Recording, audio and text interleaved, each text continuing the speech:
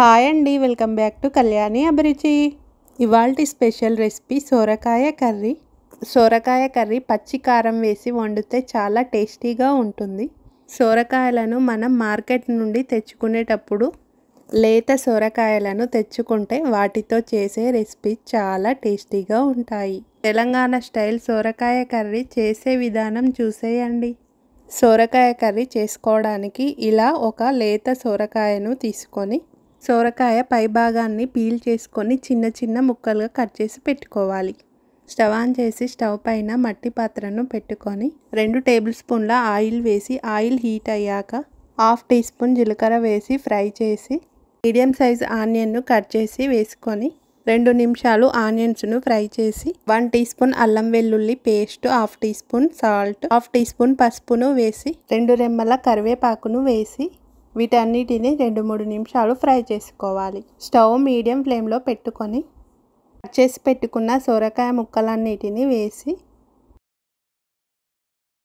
మొత్తం కలిసేలాగా కలిపి మూత పెట్టి 10-15 నిమిషాలు ఉడికించుకోవాలి. మధ్య మధ్యలో మూత తీస్తూ కలుపుతూ ఉండాలి. పచ్చిమిర్చి కారం కోసం 6-7 పచ్చిమిర్చిలను తీసుకొని వీటిని మధ్యలకు తుంచి మిక్సీ జారులో వేసుకోవాలి.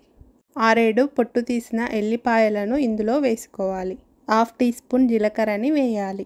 1/2 టీ స్పూన్ సాల్ట్ను కూడా వేసుకోవాలి. వీటన్నిటిని ఇలా మెత్తటి పేస్ట్లా చేసుకోవాలి. ఈ మిశ్రమాన్ని ఒక బౌల్లోకి తీసి పెట్టుకోవాలి. స్టవ్ లో టు మీడియం ఫ్లేమ్లో పెట్టుకొని కర్రీని మధ్య మధ్యలో మూత తీస్తూ కలుపుతూ ఉండాలి.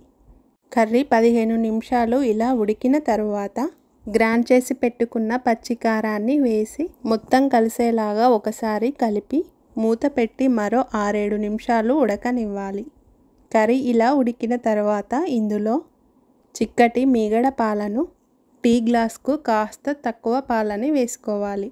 నేను చిన్న సొరకాయను తీసుకున్నాను కాబట్టి పెద్ద సొరకాయలు వాడేటప్పుడు ఇంకాస్త ఎక్కువ పాలని వేసుకోవాలి. మొత్తాన్ని ఒకసారి కలిపి స్టవ్ లో ఫ్లేమ్లో పెట్టుకొని 5-6 నిమిషాలు ఉడికిస్తే సొరకాయ ఇలా మెత్తగా ఉడుకుతుంది. ఇందులో కొత్తిమీరను వేసి మొత్తాన్ని ఒకసారి కలిపి 1/2 టీ స్పూన్ ధనియా పౌడర్ను వేసి మొత్తం కలిసేలాగా కలిపి 2 మినిట్స్ తర్వాత స్టవ్ ఆఫ్ చేసుకోవాలి. సాల్ట్ అవసరమైతే వేసుకోవాలి. ఈ సొరకాయ కర్రీకి బెస్ట్ కాంబినేషన్ ఏంటో చెప్పనా నేను?